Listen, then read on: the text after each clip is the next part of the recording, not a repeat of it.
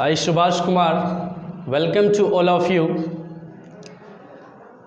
आज जो है इंग्लिश का जो है शानदार टॉपिक आपके लिए लेके आए हैं, जो कि सीक्वेंस से चलेगा, जिसे हम नॉर्मली जो है पिछली कक्षाओं में एकेडमिक में हम लोग ऑलरेडी पढ़ चुके हैं। तो आज क्रम से हम लोग सीखेंगे। अगर आप लोगों का सपोर्ट रहा तो ये सेशन जो है बहुत ही बेहतर जाएगा और आपका नॉलेज जो है बिल्कुल इम्प्रूव हो जाएगा, जिसमें हल्का सा आप लोग कोऑपरेट करेंगे और फिर हम तो आपके लिए पूरी तरीके से तैयार हैं। I am ready to help you. Okay students, तो आज जो टॉपिक रहेगा हमारा वो स्टार्ट से होगा एकदम जीरो टू हीरो की तरह। ओके, तो फर्स्ट टॉपिक हमारा आज रहेगा नाउन से।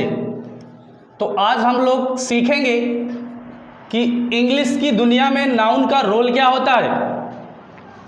इंग्लिश की दुनिया में नाउन का रोल क्या होता है, आज हम ये सीखेंगे dear students.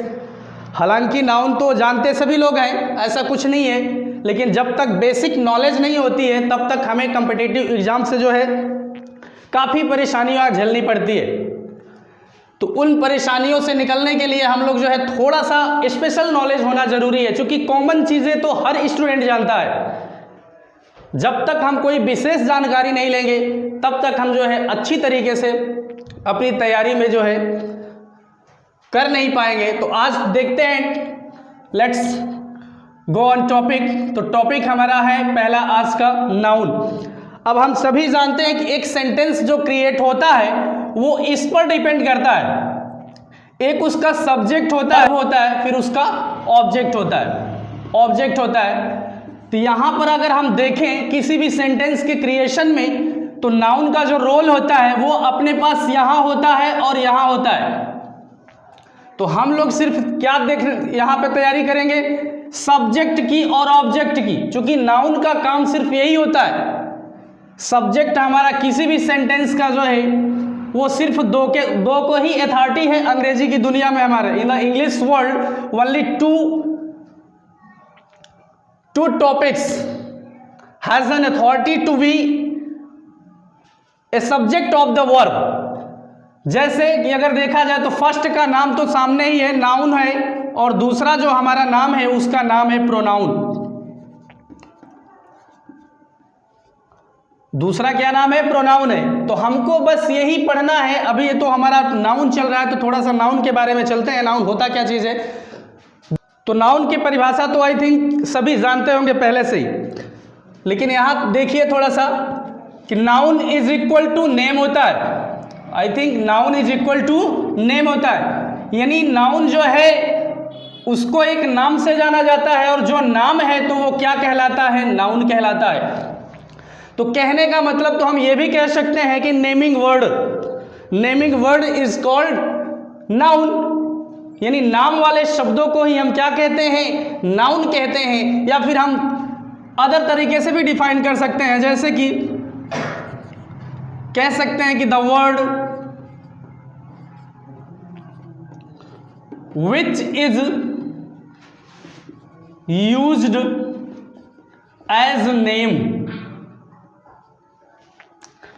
Used as name of person, place, thing, etc. Is called noun.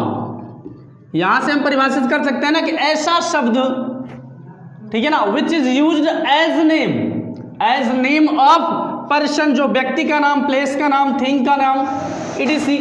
इस तरीके के जो है नामों को ही हम क्या कहते हैं, नाउन कहते हैं इंग्लिश में। अब आगे चल करके हम देखते हैं कि नाउन तो हम स्टेट ऑफ माइंड को कहते हैं, नाउन तो हम फीलिंग्स को भी कहते हैं। तो फाइनली अगर हम देखें कि everything is in the world which can be seen clearly, which can be seen, can be touched, can be felt, अर्थात जिसको हम बिल्कुल अनुभव कर सकते हैं, जिसको देख सकते हैं, जिसको स्पर्श कर सकते हैं, वो सारी चीज़ें हमारे जितने आसपास की वस्तुएं हैं वह सब के सब क्या कहलाती हैं? नाउन कहलाती है। तो आगे हम देखेंगे सीक्वेंस में, जैसे यहाँ पे एग्जांपल हम दे सकते हैं, जैसे किसी का नाम आकाश है, पंकज है, तो अब ये किससे रिलेटेड है? ये किसका नाम होता है? आई थिंक ये नाम तो व्यक्ति का ही होता है, तो ये किसके लिए डिनोट कर रहा है? पर्सन के लिए डिनोट कर रहा है। दूसरी जगह अगर हम बताएं, प्लेस की बात करते हैं, तो प्रयागराज को ले लेते हैं हम, प्रयागराज को ले रहे हैं, इंडिया को ले रहे हैं, तो ये सब क्या है? ये प्लेस ही है एक प्रकार के। किसको डिनोट करेंगे? प्लेस को डिनोट करेंगे। थिंग की अगर बात करें हम, तो जैसे यहां पर रामायण है, बाइबल कर सकते हैं, कुरान लिख सकते हैं। Being a good student, I think आप सभी जानते होंगे कि ये क्या है। ये एक रिलीजियस बुक्स है, तो बुक्स है तो थिंग में ही आएगा आई थिंक। तो ये क्या है? थिंग है। तो हमारे अनुसार से तो आप नाउन को तो बखूबी समझ गए होंगे। बस नाउन में एक चीज समझना है आपको कि नाउन जो है इज इक्वल टू नेम होता है, यानी नाउन जो है एक नाम हो जाता है किसी भी वस्तु स्थान का। कोई भी व्यक्ति दुनिया में जो भी है, चेयर हो, कुछ हो, वो सब क्या है? नाउन ही है। अब हम आगे बढ़ते हैं नाउन के पार्ट्स की तरफ। तो काइंड्स ऑफ नाउन की बात करते हैं, काइंड्स ऑफ नाउन की। तो देखिए डियर स्टूडेंट्स, नाउन जो होता है, आपने क्या पढ़ा है क्या नहीं पढ़ा है वो तो हमें नहीं पता है, लेकिन आज आप समझ लीजिए अच्छे सीक्वेंस से कि नाउन के सिर्फ दो ही पार्ट होते हैं। कितने पार्ट होते हैं? दो पार्ट होते हैं। फर्स्ट को क्या कहते हैं हम? Countable noun. फर्स्ट को क्या नाम देते हैं? काउंटेबल नाउन देते हैं। और दूसरे को क्या नाम देते हैं? अनकाउंटेबल नाउन देते हैं। Uncountable noun. देखिए जैसा कि नाम है, आई थिंक काउंट मीन्स होता ही है गिनती करना, तो काउंटेबल एक वर्ड बना है यहां पर, ठीक है ना। तो काउंटेबल नाउन का मतलब है कि ऐसी जो नाउन है जिसकी गणना जो है की जा सकती है। तो आई थिंक इतना तो आप समझ रहे होंगे। नहीं समझते हैं फिर भी जो है पेन और कॉपी लेकर के अपना तैयार रहिए। तो काउंटेबल क्या होता है? ऐसा नाउन जिसकी जो है गणना आसानी से की जा सकती है, उसे क्या कहते हैं? काउंटेबल नाउन कहते हैं। ओके, तो यहां डिफाइन कर दे रहे हैं कि the nouns which can be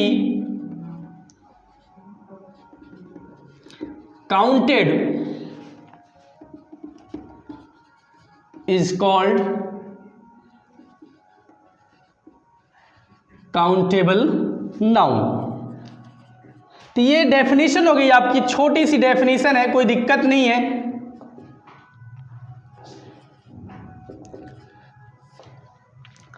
अब यहां पे जैसे काउंटेबल नाउन को तो हम समझ गए, काउंटेबल होता क्या? जिसकी गणना की जा सकती।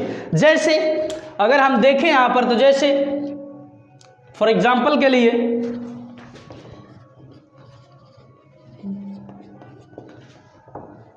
A girl,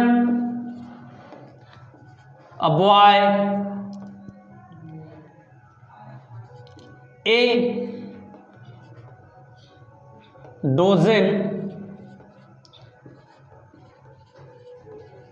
bananas. तो ये सब हम देख सकते हैं कि ये किसमें है? गिनती में है, गिनती में है ये। तो इसलिए जो है किसके कैटेगरी में आएगा? काउंटेबल नाउन के कैटेगरी में आएगा। तो अब आगे बढ़ते के चलते हैं हम, थोड़ा सा यहाँ से सीक्वेंस से पढ़ने पर जो क्या होता है कि थोड़ा सा सिस्टम से रहेंगे हम, तो बहुत ही जल्दी हम अपने जो है लक्ष्य की तरफ बढ़ते जाएंगे। तो काउंटेबल नाउन आगे देखते हैं, ये कितने टाइप्स का? Types of countable noun. तो काउंटेबल नाउन के अंतर्गत हमारे 3 नाउन आते हैं। कौन कौन से होते हैं? तो फर्स्ट में होता है हमारा प्रॉपर नाउन। क्या होता है, proper noun. And second is one जो होता है हमारा वो होता है कॉमन नाउन। एंड थर्ड होता है हमारा कलेक्टिव नाउन।